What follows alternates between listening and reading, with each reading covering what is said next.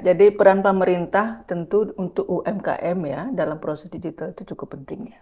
Ada 3 hal ya. Yang pertama itu terkait dengan regulasi, yang kedua itu capacity building, yang ketiga itu facility. Banyak UMKM itu juga bisa saling belajar. Bahkan banyak produk-produk yang sebenarnya diproduksi dalam negeri juga, tetapi karena yang diimpor lebih murah, ya udah yang lebih banyak beredar itu barang-barang impor.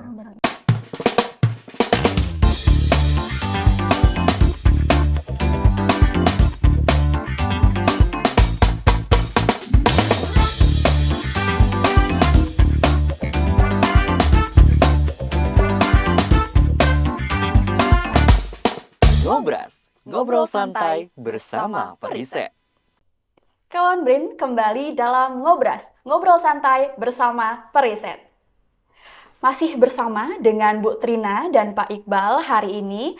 Tadi kita sudah membahas mengenai UMKM, manfaatnya begitu ya. Sekarang saya mau tanya ke Bu Trina, Bu. Bagaimana Bu peran pemerintah dalam mendukung transformasi digital UMKM? Baik. Ya, jadi peran pemerintah tentu untuk UMKM ya dalam proses digital itu cukup penting ya. Ada 3 hal ya. Yang pertama itu terkait dengan regulasi, yang kedua itu capacity building, yang ketiga itu facility. Nah, untuk regulasi ini jelas ya. Pertama tentu tadi terkait proteksi. Nah, ini berapa kali kan UMKM selalu menyampaikan. Betul. Ketika dia sudah terakses, ini bagaimana nih perlindungan terhadap mereka? Dan juga ketika mereka harus berhadapan dengan UMKM lain ya, yang itu berasal dari negara lain. Dan itu kan persaingan tinggi sekali. Nah, pemerintah bagaimana bisa juga memberikan ya mungkin adalah perhatian lebih ya kepada UMKM nasional seperti itu. Kemudian juga terkait dengan perpajakan juga ya regulasi ini.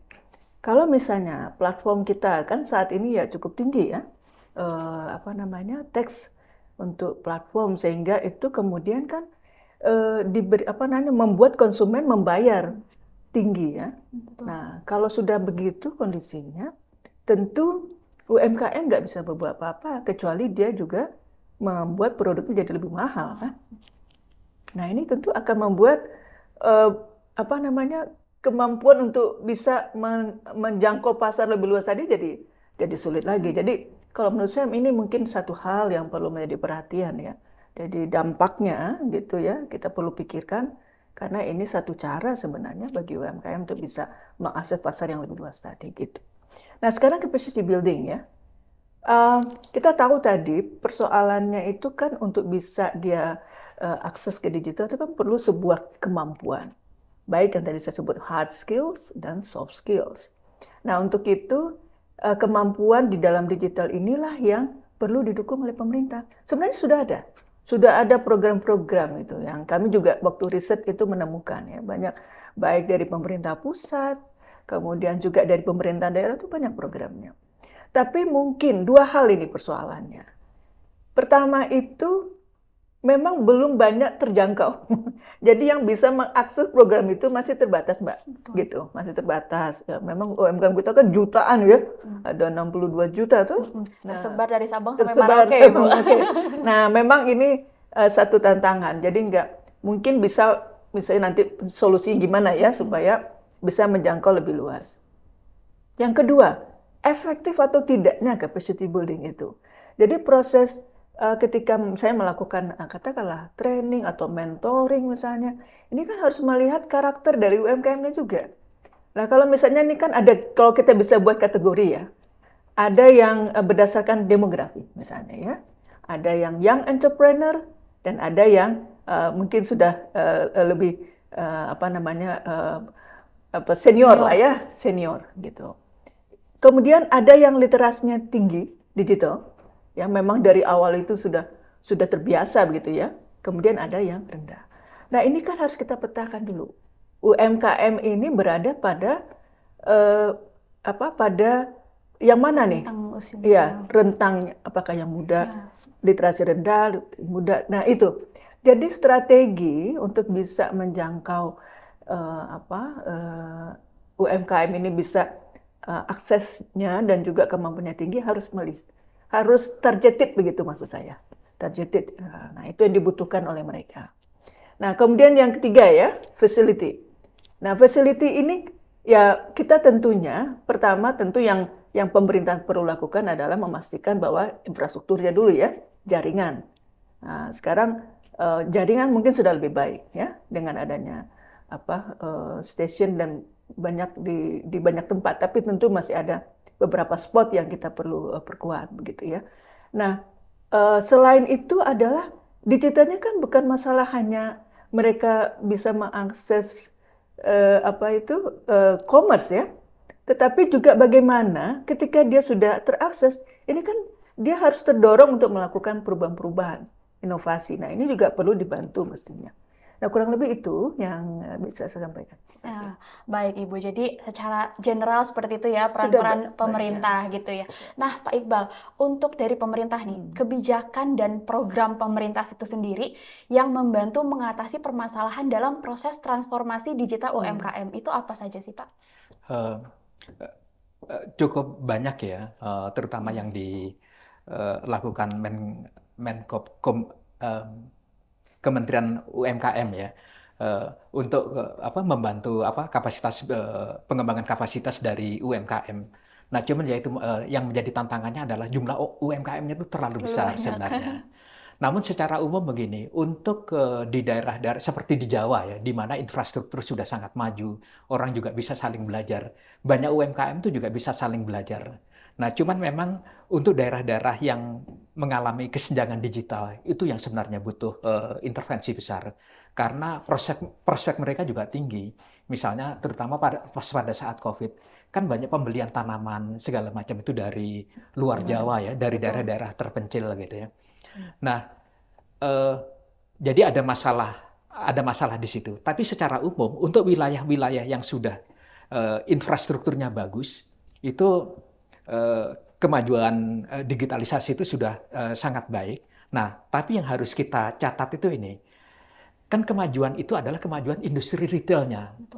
Sebenarnya yang belum dipetakan tuh barang yang diperjualbelikan ini, itu yang belum dipetakan. Karena bisa jadi retailnya tuh sangat maju, banyak pedagang-pedagang yang mengambil keuntungan dari situ. Tapi yang diperjualbelikan adalah banyak barang-barang impor. Bahkan banyak produk-produk yang sebenarnya diproduksi dalam negeri juga, tetapi karena yang diimpor lebih murah, ya udah yang lebih banyak beredar itu barang-barang impor. Nah, karena itu hal yang perlu diatasi itu juga adalah penguatan industri manufaktur lokal. Nah, sebenarnya dulu sudah ada program Industri 4.0 ya Bu Trina ya. Iya. Industri 4.0 gitu ya. Nah, itu untuk menguatkan termasuk aspek otomatisasi dari industri manufaktur kita. Nah, itu yang harus terus dilakukan. Soalnya kalau tidak industri retailnya maju, tetapi ternyata industri manufakturnya itu melemah karena produk yang banyak diperjualbelikan adalah produk-produk impor. Oke Bapak, jadi dalam konteks ekosistem bisnis di Indonesia, apakah kebijakan pemerintah sudah cukup untuk mendukung UMKM untuk beralih ke digitalisasi Pak? Di beberapa wilayah itu cukup, cuman yaitu karena Indonesia itu luas sekali, banyak sekali wilayah-wilayah yang belum terjangkau. Bahkan seperti di kota-kota besar di Jawa misalnya itu sebenarnya tidak perlu membutuhkan bantuan pemerintah untuk meningkatkan kapasitasnya segala. Mereka sudah saling belajar dan bahkan beberapa platform seperti Tokopedia atau Shopee itu juga membantu mereka untuk bisa meningkatkan penggunaan platform mereka itu dengan lebih baik. Nah, tetapi di wilayah-wilayah lain itu perlu perlu bantuan sekali karena misalnya bahkan termasuk di Jawa kalau terpencil ya, itu mereka harus ngirim lewat pos yang ada di kota kecamatan gitu. Itu kan mereka nggak bisa merespon segera. Sementara kalau di kota-kota besar yang di Bandung itu, bahkan mereka bisa nelpon perusahaan pengirimannya untuk mengambil pengirimannya. Jadi mereka nggak perlu capek-capek, cukup di rumahnya saja. Jadi yaitu untuk memperluaskan akses atau infrastruktur ini ya, ini banyak wilayah-wilayah yang potensial dan tapi masih tetap butuh dibantu supaya bisa memanfaatkan potensialitas mereka. Jadi edukasi mengenai digitalisasi ini perlu merata gitu ya Pak, Iya, disebar secara iya, merata. iya. Walaupun mungkin di Jawa sudah banyak gitu ya, tapi memang ada pelosok-pelosok juga yang belum gitu ya. Apalagi juga yang di timur seperti itu mungkin ya Bapak. Perlu Iya, fokus lagi untuk edukasi digitalisasi ini betul iya, ya Pak. iya. Oke baik. Ibu Trina, Ya. bagaimana nih Bu dampak sosial dan ekonomi UMKM setelah transformasi digital Bu? Ya, baik. Jadi transformasi digital ini kan mulai dari kita sebut transformasi ya, dari yang pola konvensional tadi ya langsung gitu ya, kemudian masuk dia ke biasanya sosial media, kemudian dia akan transform ke e-commerce, dan nanti dia mulai menggunakan e-bisnis ya, biasanya untuk membantu manajemennya. Kemudian ada yang masuk otomasi kan biasanya. Nah itu yang kita sebut transform kalau dalam pengertian kami di buku ini ya. Iya, Bu. Nah, tentu dengan kehadiran digital itu ada, saya pisahkan ya. Jadi dari hasil penelitian kami itu dampak medsos, e-commerce begitu ya terhadap digital UMKM itu tentu pertama itu branding dulu. Branding tentang produknya mereka ini akan lebih mudah juga ya. Nah, dia bisa menyampaikan begitu. Apa keunggulan produknya dan seterusnya itu sangat mudah sekali dengan digital itu. Yang kedua itu adalah dia bisa untuk akses customer kan. Nah ini yang kalau pada saat COVID tentu ini sangat membantu sekali. Kalau sekarang tentu dia harus ada kemampuan lain karena semua sudah semakin banyak yang masuk ke digital. Pengaruhnya lagi yang terlihat itu adalah penjualan tentunya. Penjualan dan profit. Pada saat kami melakukan penelitian itu, kalau dia akses ya ke digital, itu ada yang dia bisa mempertahankan tingkat penjualan dia sebelum COVID, masih bisa tetap. Nah, bahkan ada beberapa itu yang bisa malah naik. Karena mungkin pada saat COVID, itu dia malah akses digitalnya kan meningkat. Orang-orang semua pakai digital ya kan? Nah, jadi peningkatan penjualan. Walaupun ada juga yang turun tentunya. Jadi itu bisa pengaruh kepada penjualan COVID-nya. Tapi yang menjadi perhatian kita adalah tidak terlalu signifikan gitu dampaknya kepada inovasi. Nah ini terutama inovasi yang kami maksud adalah inovasi perubahan pada produknya, pada proses bisnisnya begitu ya, termasuk dalam manajemennya. Ini yang kita masih perlu tingkatkan begitu ya, persoalan digital ini. Itu dalam aspek e-commerce. Sekarang kalau otomasi ya Mbak, jadi kami kan menemukan ada di Tasikmalaya tuh ya. Tasikmalaya itu produk-produk bordir. Nah, produk bordir itu kalau dulu kan orang langsung ya, langsung para pengrajin, handmade gitu ya, handmade pengrajin ya.